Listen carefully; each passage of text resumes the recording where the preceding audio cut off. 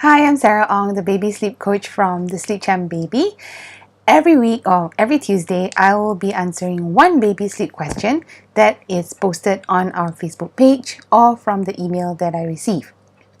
And I'll be giving you practical tips and advice that's going to help you have peaceful and relaxing night sleep. So this week's question is from Linda Leong. And she asks, Hi Sarah, I've been having trouble in getting my 3-year-old daughter to sleep early and wake up early to school. Ideally would be good as she sleeps at 8:30 p.m. and wakes up later 7:30 a.m. She normally has 1.5 to 2 hours sleep and wakes up at 4:30 p.m. in the afternoon. So I think this is a nap. Will it be good for a 3-year-old if I totally cut off her afternoon nap?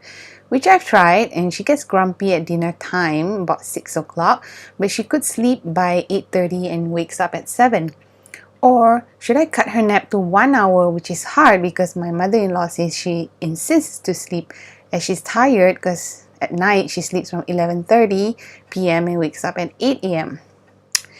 So, by the way, I'm a full-time working mom and my mother-in-law is taking care of her during the day. I need your help and advice. Thanks. Alright, so Linda, this is a really good question, and actually it's quite a rare question that I get because most of the questions I get are from about babies and their naps and toddlers transitioning from either 2 down to 1 nap. So what you're asking is actually whether or not you should be cutting down the nap altogether because you're going for that 8:30 p.m. bedtime and waking up at 7:30. Okay, so here's my feedback or my suggestion. So there are 3 things that I usually look for when it comes to whether or not the toddler is ready to give up naps altogether. Number 1 is that they take a really long time to fall asleep during nap time. So say for example, say your daughter wakes up at 8 a.m. and it takes her until 2 or maybe 3 p.m. for her to fall asleep. So that's a healthy wake window actually for someone her age. But then, how long does it take for her to fall asleep during that nap time? That's an indication whether she's ready to do away with that nap.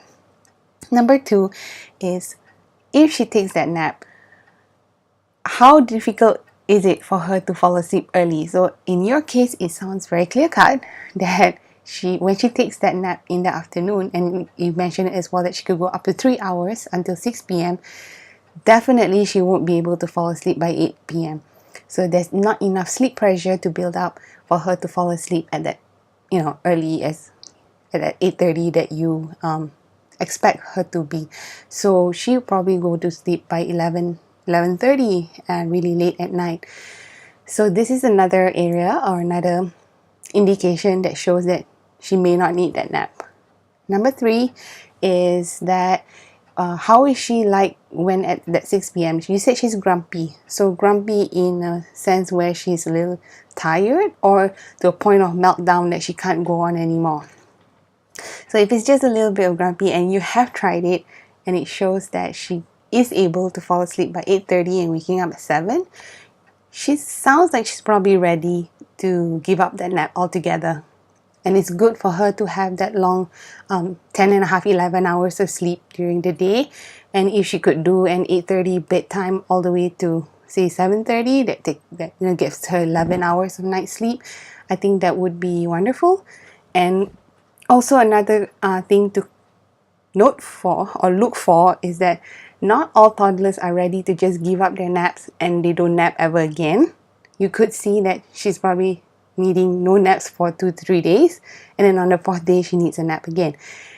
And then this might go on like maybe the next 3 days she doesn't nap, and then the 4th day she takes a nap again. Or she would go on longer, 1 week without naps, and on the weekend she suddenly just wants to take a nap. So follow her cue, how tired she is, and then follow suit.